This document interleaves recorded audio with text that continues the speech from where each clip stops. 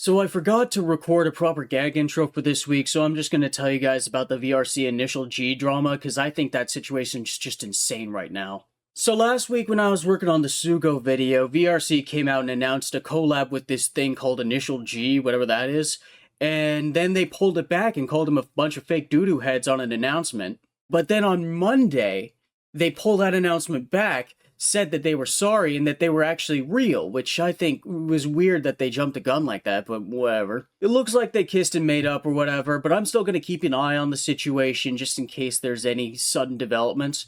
But anyways, on with this week's video.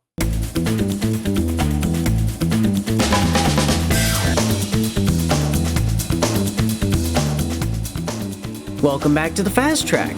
This week, we're at a track that many are familiar with, but few know anything about its history. That being the Okayama International Circuit. The track started life as TI Circuit Aida, taking its name from the company that headed up its conception, Tanaka International, and the closest town of significance to the track, Aida.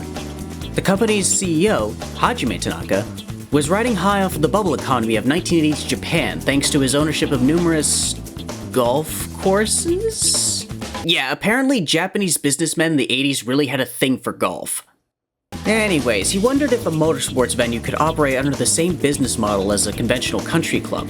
Only instead of riding around in slow electric carts all day, its members would be hurtling themselves around in a race car of their choosing. Or the Tyrrell DG016 reportedly acquired for use by the track and its patrons.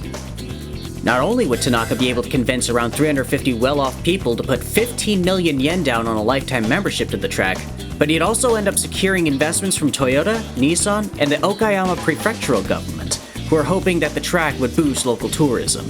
The track would break ground in 1989, open for business in 1990, and host the Pacific Grand Prix for F1 in 94 and 95, with the former race being remembered as the last that Ayrton Senna and Roland Ratzenberger would finish before their untimely end at the following San Marino Grand Prix, and the latter being remembered for being rescheduled to October of 95 due to a massive earthquake that hit the region a month prior to its intended date.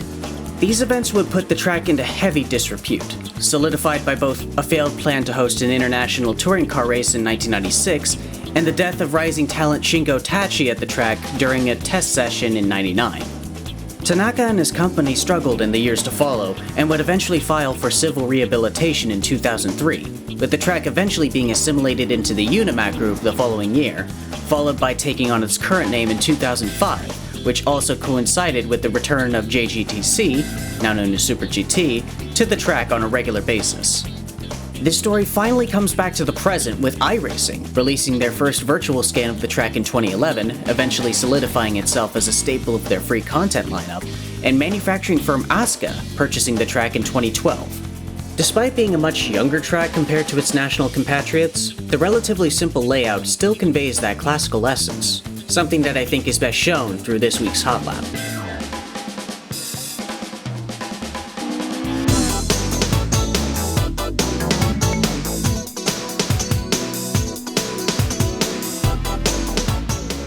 Aim to break around the 100 sign for turn 1.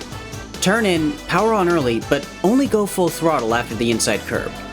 Switch back as soon as you can for 2, tipping the car in with the brake. Moderate your use of the inside curb and mind the deceptively narrow exit, then take the Moss S flat.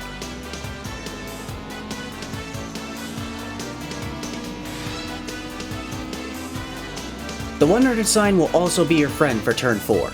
Get all of your braking done in a straight line, turn in, and throttle back up early while hugging the inside. After that, relax a little bit on this straight.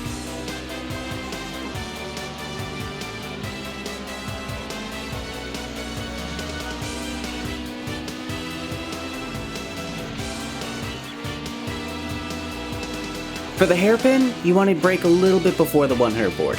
Hug the inside, ideally without touching the curb, and gradually throttle up. Swing right as soon as you can for 6, using a dab of brake to pitch the car in, and the throttle to rotate the car through. Repeat this for 7, minding the deceptively late apex and grass on exit.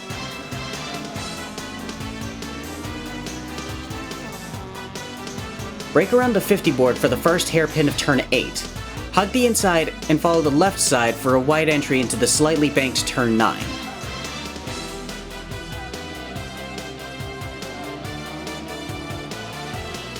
10 requires a bit of a lift, and the last corner has a deceptively late apex.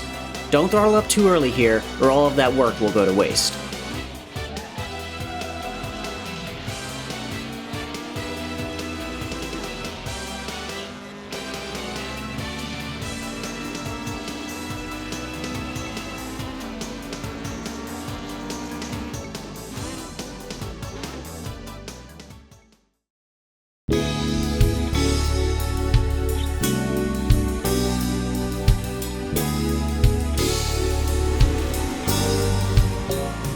As tempting as it may be to run higher wheel rates around here, you'll absolutely suffer with an overly sensitive car on nearly every corner exit.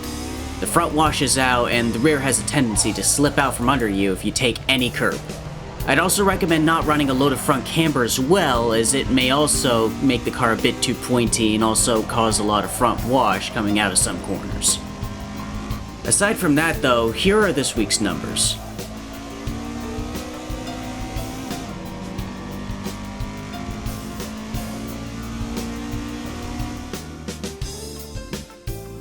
And that takes care of this track. Join me next week as we wrap the series up on MoSport. A cold comfort, metaphorically and literally. Anyways, like, comment, subscribe for more, and I'll catch you all next time.